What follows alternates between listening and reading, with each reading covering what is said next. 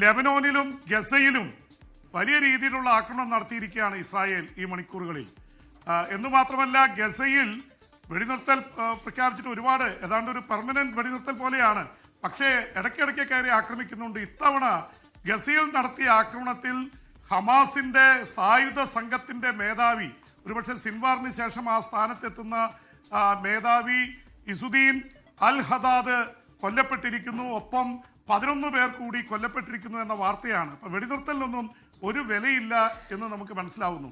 ഒരുപക്ഷെ അവർ പറയുന്നത് ഹമാസിന്റെ നേതാവിനെ കൊല്ലാൻ വേണ്ടി ഞങ്ങൾ നടത്തിയ സ്പെഷ്യൽ ഓപ്പറേഷൻ എന്നാണ് പറയുക. പക്ഷെ അതിൽ കൊല്ലപ്പെട്ടിരിക്കുന്ന 11 സാധാരണക്കാർ കൂടിയുണ്ട് എന്ന് പറയുമ്പോൾ കാര്യം മനസ്സിലാവും.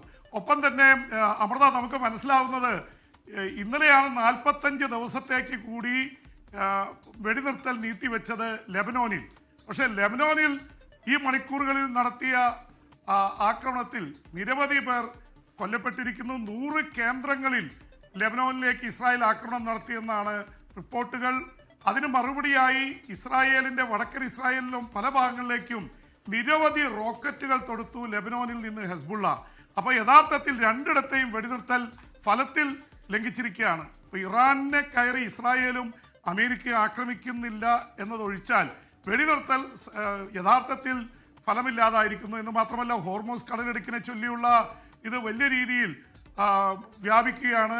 ട്രംപ് ഇപ്പോഴും ഭീഷണിപ്പെടുത്തിക്കൊണ്ടിരിക്കുകയാണ്. കാരണം ഉടനെ തന്നെ സമാധാനം കൊണ്ടുവന്നില്ലെങ്കിൽ നോക്കിക്കോ, ഞാൻ തകർത്ത് കളയുമെന്ന് ഏതാണ്ട് 100ാമത്തെ തവണയാണ് പറയുന്നത്. അതുകൊണ്ട് അതിന് വലിയ വിലയില്ലാത്ത അവസ്ഥയിലേക്കാണ് കാര്യങ്ങൾ എത്തുന്നത്. ഒരു കാര്യത്തിൽ ആശ്വാസമുണ്ട്.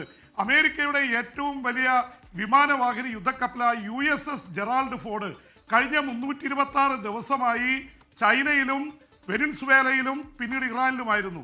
അതിനെന്തൊക്കെ കേടുപാട് പറ്റിയെന്ന് പറയുന്നത് അത് തിരിച്ച് അമേരിക്കയിൽ എത്തി എന്നുള്ളതാണ്. ഒരുപക്ഷെ കപ്പലിനെ ഇറാനിലേക്ക് വിടുന്നില്ല എന്നുള്ളത് യുദ്ധം അവസാനിപ്പിക്കാൻ ട്രംപ് ഉദ്ദേശിക്കുന്നു എന്നുള്ളത് തന്നെയാണ് നമുക്ക് മനസ്സിലാവുന്നത്. പക്ഷേ ഇസ്രായേൽ അടങ്ങി നിൽക്കുന്നില്ല, യുദ്ധം തീർന്നിട്ടില്ല എന്നാണ് ഇസ്രായേൽ പറഞ്ഞത്. ഇസ്രായേൽ പ്രധാനമന്ത്രി ബെഞ്ചമിൻ നെതന്യാഹു ലോകം മുഴുവൻ ഇസ്രായേലിനെ ഒറ്റപ്പെടുത്തുന്നു എന്നുള്ള ധാരണയിൽ പല TV ചാനലുകൾക്കും അഭിമുഖം അനുവദിക്കുന്നു. UAE-യിലേക്ക് രഹസ്യ യാത്ര നടത്തിയെന്നുള്ള വാർത്തകൾ വരുന്നു. ഇങ്ങനെ തുടങ്ങി ഒരുപാട് കാര്യങ്ങൾ നടക്കുന്നുണ്ട്. പക്ഷേ ഇസ്രായേൽ ഈ ആക്രമിക്കുക എന്നുള്ള പദ്ധതി തുടർന്നുകൊണ്ടേയിരിക്കുകയാണ്.